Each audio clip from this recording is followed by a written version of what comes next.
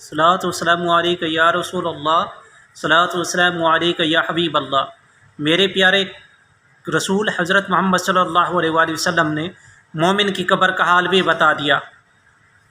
صحیح ابن ترمذی اور صحیح ابن حبان باروایت حضرت ابو ہریرہ رضی اللہ عنہ روایت کرتے ہیں، حضور کریم صلی اللہ تعالی علیہ وآلہ وسلم نے ارشاد فرمایا، جب میت کو قبر میں دفن کر دیا جاتا ہے تو اس کے پاس دو فرشتے آتے ہیں،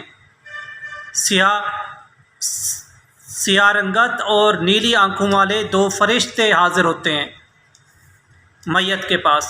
تو میت کو اٹھاتے ہیں، بٹھاتے ہیں۔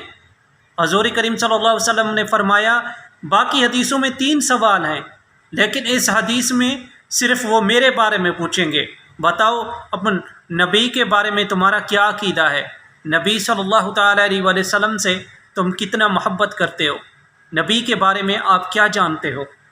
جو سبحان اللہ، جو حضور کریم صلی اللہ تعالیٰ علیہ وآلہ وسلم پر ساری زندگی درود کے گجرے نشاور کرتا رہا ہو، اس کی زبان پہ تو فوراً درود پاک جاری ہو جائے گا۔ جس نے ساری زندگی کلمہ طیبہ کا ورد کیا ہو، اس کی زبان پر تو ساری زندگی کلمہ طیبہ کا ورد کیا ہو، سبحان اللہ، فوراً کلمہ طیبہ زبان پہ جاری ہو جائے گا۔ لا الہ الا اللہ محمد رسول اللہ صلی اللہ تعالیٰ علیہ وآلہ وسلم، صلاۃ والسلام علیک یا رسول اللہ، صلاۃ والسلام علیک یا حبیب اللہ، اہلا وسہلا مرحبا یا حبیبی یا محمد یا عربی یا ہاشمی۔ تو جو درود آج دنیا میں درود پڑھنے کے لیے سوچتے ہیں تو ان کا کیا حال ہوگا۔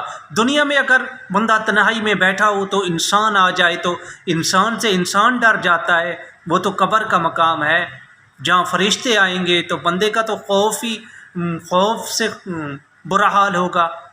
تو اس ٹائم جو لوگ حضور کریم صلی اللہ تعالیٰ علیہ وسلم پر روزانہ درود و سلام کی کثرت کرتے ہیں، ان کے لیے تو کوئی مسئلہ نہیں ہوگا۔